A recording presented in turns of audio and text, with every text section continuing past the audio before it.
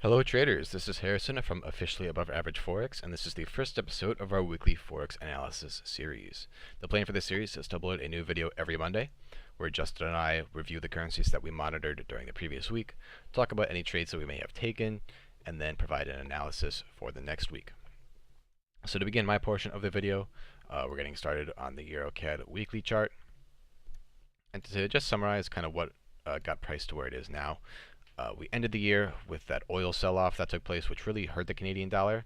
But then in January, that trend reversed and the Canadian dollar gained back all of its strength.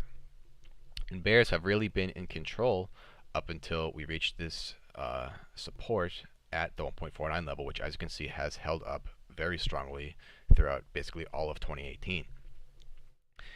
And so just last week we had a bullish engulfing that completely engulfed the past 2 weeks of price action. And we can kind of see now that a bottom has been formed for this pair, at least for the time being.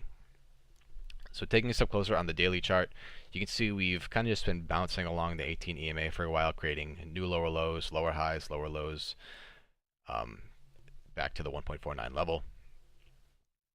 And then going in day by day from last week, Monday, push up, Tuesday, another push up, but could not close above the 1.5 level. Wednesday, some more consolidation. Thursday, again, another attempt at breaking the 1.5 level, but we could not close above. So that was 1, 2, 3, 4, 5, 6, 7 attempts to break the 1.5 level, but that was holding strong, which again kind of indicated some bearish pressure. But on Friday, after the GDP announcement from Canada, we had a large push up to the 1.5113 level that we are at right now. And I did take two sells on this pair during the week. The first of which came here at 1.4992. I sold, anticipating a continuation of the structure to make new downside lows. However, upon the closure of this candle here, that signaled to me that there was further upside potential to be had once the structure was broken. And so we ended up meeting resistance kind of around 1.505, a little bit lower. But that indicated to me after 1, 2, 3 rejections of that level that we were still in sort of a consolidation period. So once we retested this level again on Thursday, I took a sell at 1.5042, and that was a very nice trade worth 70 pips. Took profit at 1.497, and so that netted me 50 pips for the week. 20 pips loss from this trade, and then 71 here. And then on Friday, tons of bullish momentum, like I said, that completely engulfed all this mess that we had past couple of weeks. And so now what I am anticipating is after this string of lower highs and lower lows, now we're seeing a higher high and then another higher high.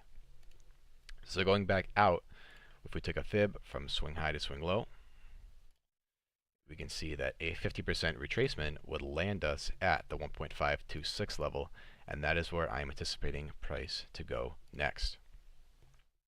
We have some key market movers for next week. The two that I'll be paying attention to the most are going to be the Bank of Canada interest rate decision. I think that's going to fuel probably a 100 pip move to the upside, if not more. And then the very next day, we have ECB interest rate decision, which again I think will provide more upside momentum. So as far as how I'm going to trade this pair, taking a step back onto the daily again, let's just make that look a little bit better. I'm going to wait for hopefully some kind of pullback, maybe back to the 1.505 level, until we'll see another big push up. So to help visualize this a little bit better, I could actually get my tools to work. So to start the week, maybe a correction, since we are well above our moving averages at the moment. I would not be surprised if we saw price come back down to this region here. But come Tuesday, Wednesday, Thursday, I think we're going to see a lot of bulls come into the market and really push this thing up. And so my plan is to buy around here and then hold probably until Thursday or Friday, depending on where we are. That's my analysis for EuroCAD. Let's move on to the next pair. Alright guys, the next pair that I'll be taking a look at is the British pound against the Japanese yen.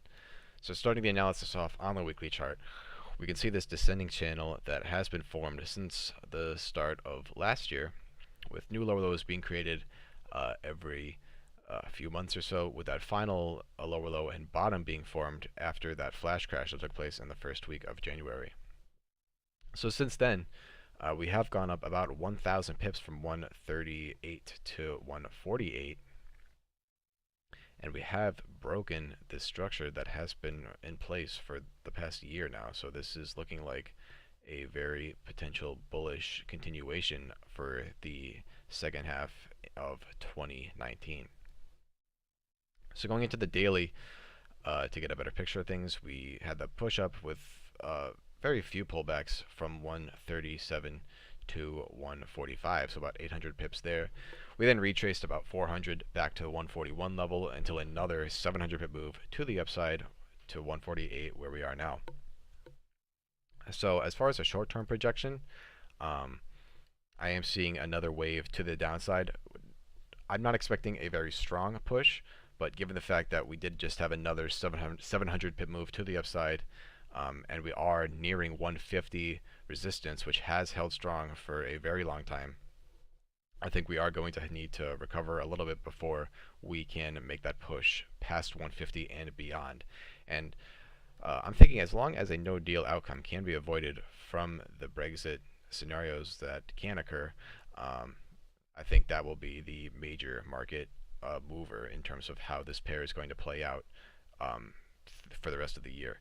But as long as no deal can be avoided, I am anticipating higher highs up to the 152 level, so another 800 pip move followed by a pullback that I am seeing happening within the next couple of weeks or so. So that's the analysis on GJ. I'm not looking to sell this pair. I'm just looking to see how far this pullback can go until we buy that next leg, and that should be worth several hundred pips at least. What's going on, guys? My name is Justin Arroyo. Welcome to the officially above average technical analysis reviews. So, as you guys just heard from Harrison, we're going to be going over a couple of pairs each week for you guys, posting on Monday so that you guys can see an analysis of the week ahead, as well as our analysis from the week before. Since this is the first video, obviously you won't see any previous predictions. So that's what next week will be for. So next Monday, we will be going over a new set of pairs. It could be the same one, could be just a different analysis, or we could have different pairs. But you'll also have the previous week's overview from what happened. So let's start off with GBP USD. As you guys saw Harrison, he was doing EuroCAD as well as GBP JPY. I will be doing GBP USD as well as GBP AUD. I'll be fluctuating through these pairs quite a bit. I'll have about 4 or 5 that you guys will see from my end throughout the whole entire series. So hopefully you guys can get some information, some tips, some pieces of information that you can kind of tag along to your ideology of the market. So let's start off with GBP USD. Let's start with the monthly chart. From the beginning of the year, we've had some crazy movement with the flash crash that happened end of December, early January. That was from Apple releasing their reports. Won't go too much into the fundamentals. We're going to stick more or less solely to the technicals for this series. But as I'm looking at this, one of my favorite patterns is to always find a higher low and then find a reversal pattern that closes above or below one of my MAs. So obviously, we're working with the opposite end if I say a lower high and a break below. In this case, we end up having a higher low and a break above my only MA that I use personally on my charts.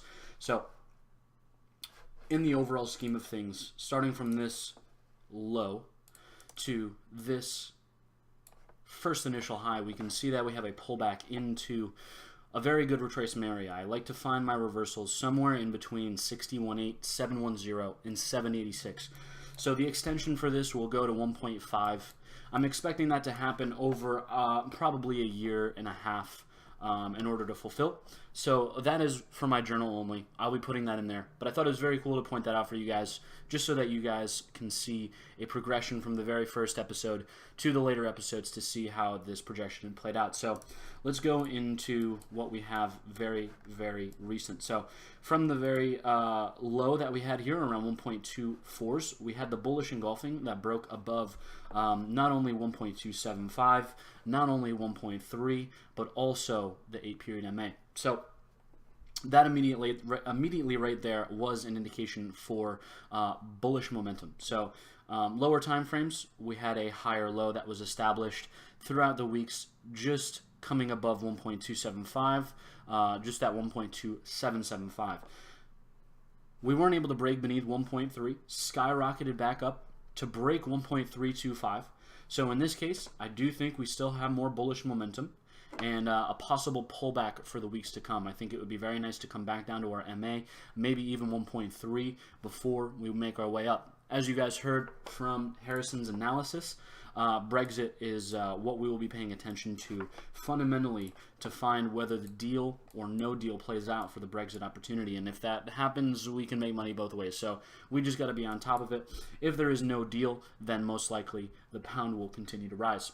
So in this case, we step down to the weekly time frame, and I start to have a left shoulder head and a right shoulder opportunity. We start seeing higher lows and higher highs continuously forming on this weekly time frame. We ended up having a higher low and a break above my 8MA. This is a very powerful move for me. We ended up breaking above 1.3. We ended up rejecting our previous high over at 1.2815, and that catalyst, the morning star, put us pushing price about 125, maybe even 150 pips to the upside, about 200 pips, I'm sorry, about 200 pips to the upside. So we ended up rejecting 1.3250 with a high of 1.336. And right now, it looks like we are going to make some downward movement, again, possibly to that 1.31, 1.30, before ultimately making our way to the upside. Now, one last thing that I could do here for a Fibonacci is take the lowest point that we have here, bring it up to a high point.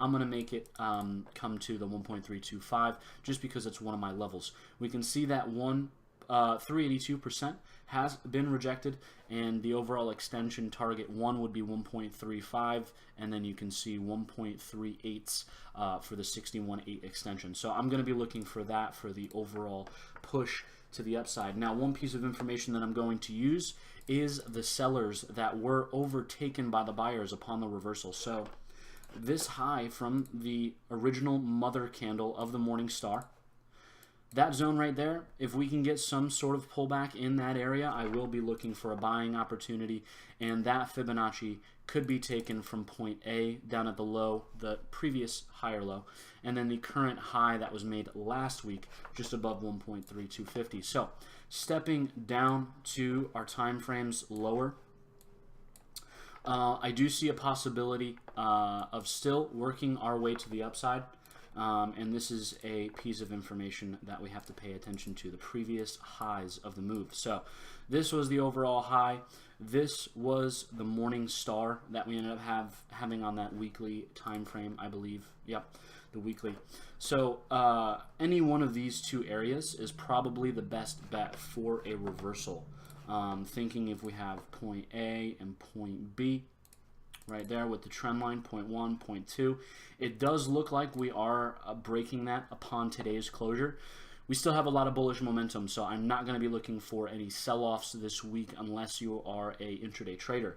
The swing term, definitely looking for price to come down to this level. If not, let's wait for a reversal pattern or a break above 1.325 to make this go to 1.350. So, guys, I'm not going to go much further in this analysis. We can check the 4-hour really, really quickly, but I do believe that we are going to make some more downside movement. So, stay tuned. Let's see what we got. I have not taken any trades last week for the GBP USD pair, so let's head over to GBP AUD. Okay, guys, welcome to part 2 of my analysis. We're here with GBP AUD. You guys have just seen the 3 pairs from myself and Harrison. You've had Euro CAD, you've had GBP JPY, you've had GBP AUD.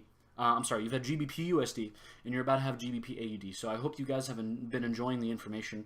I hope that you guys have been enjoying the video so far, the analysis that we provide for you guys. We have a lot of goals set for ourselves for the next year for this series, along with other stuff that is pertained to officially above average. So stay tuned for that. Let's get into the next chart. So again, I'm not going to be looking in this large of a scale. Obviously, this is for my journal only, but this AB equals CD pattern, or the Fibonacci that's been provided here, it's kind of similar to that GBP USD, so I thought I'd share it. The GBP Aussie, with the higher low and the bullish engulfing that we've had that ended up breaking above the MA, that was your catalyst right upon 61.8, just about 61.8, for that overall push to the upside. So the edge probably would have been after the break of 1.750. So with this, I do see another year and a half. Actually, how long did this take? 2013 to 2016. So 23 to 2016 is about 3 years. So I do think this is going to take another 3 years to reach 2.5. Hopefully you guys are here for that long. Hopefully we are here for that long. But we're not here to make that sort of analysis. As of right now, I'm still above my MAs, and most recent, I'm still making these higher lows and higher highs, so I still am in full bullish potential right here. Last month, I'm sorry, the closure of the month, about 4 days ago, we ended up having February that closed in a full bullish candle. Ended up breaking multiple rejections of this 1.8264 zone. So if you take from this high and go to the bodies of the candles, you can see that price is making a zone that we've rejected once, twice, 3, 4, 5 times before the 6th month ended up breaking above that. So in correlation to the GBP USD, I do believe the pound is going to be gaining some strength. So we will be possibly seeing some pullbacks before the move to 1.2. Right now I'm using some quarter theory techniques. I've added more or less the half of 25 points, which is 1.25. So 1.25 above 1.75 gives you that 1.875 structure, and you can see how reliable this has been for multiple years. Back here in 2009 when it had broken, we did not have a reject, but we did have that further downside movement, so a pivot level was established. You can see back in 2014 we ended up having the resistance after it being broken as support. So that was the catalyst that pushed price back down to 1.750, and you can see that the pivot here at 1.750 is now being used as support, previously being used as resistance, and that's what pushed price further to the upside. So when we're looking at over here, just in recent price action, the break and retest in January, the retest and the rejection in April, May of 2016.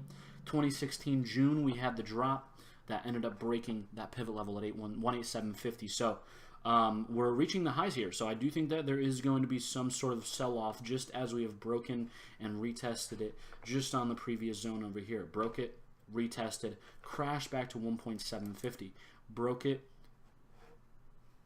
retested, just about 1.750. So I'm going to be looking for some bearish weakness down to my key levels right at this one initially. If we do break that, we could probably see the lows back down at here 1.750. But my first target is the 1.8250 level, which more or less you can see that the sellers have been established pretty much all in this general vicinity. So since we have broken, since the sellers are overbought, we are going to be looking for some sort of retest and continuation to provide us with an opportunity to the upside. So if it's not this high in this body that's been formed, we could be hitting 1.8265 and even further if it decides to break.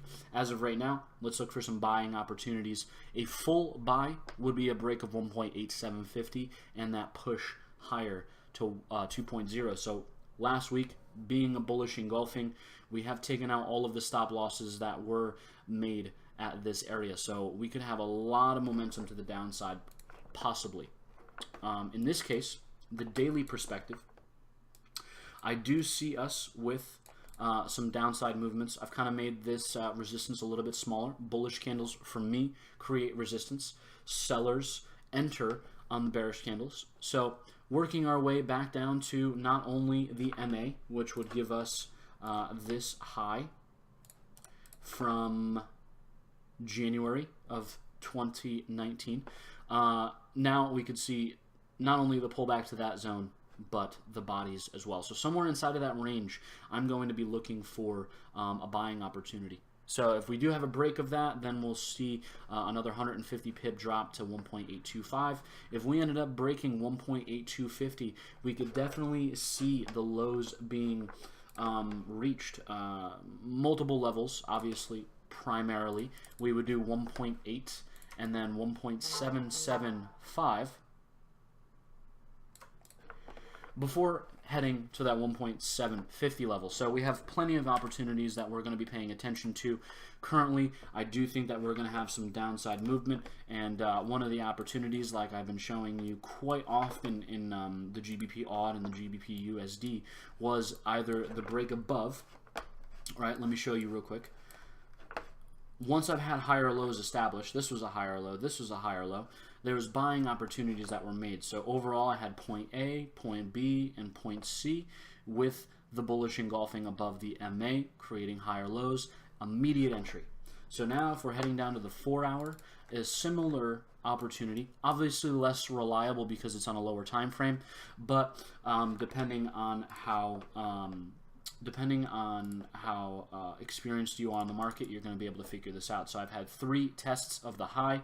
A lower high has been established from the peak with the bearish engulfing, with the break beneath the MA. This is what's going to push down further in price. So targets, entries should have been right there with stops above the high, and the entry would have been the high that we have established over here. The downside, again, 1.8425 if we end up getting there, but I do see some more upside potential as we reach these key areas. So we'll be paying attention to that. Thank you guys so much for watching. This is the last overview of the analysis. We're going to be posting 4 pairs for you guys this week. I really hope you enjoyed it. Please leave a like, comment, subscribe to the channel. We'll see you guys for an overview as well as next week's analysis on Monday. Thank you guys so much.